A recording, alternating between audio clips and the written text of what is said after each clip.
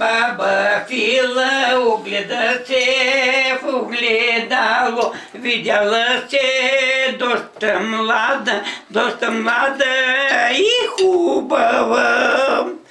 Па се рече баба Фила, я да ида на хорото, да потропам с момците, да се пукат там момите.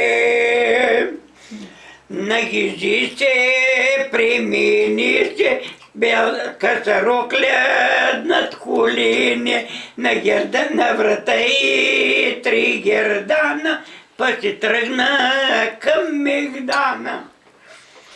Насреща и дядо Влади, белобради, къде видях, той унимя, през смях Фила му говори.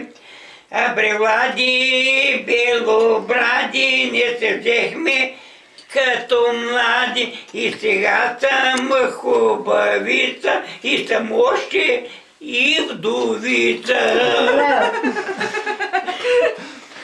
Па си рече дядо Влади, мари Фило, луда Фило, и тогава беше шило, но сега си и плашило. Браво, браво, браво.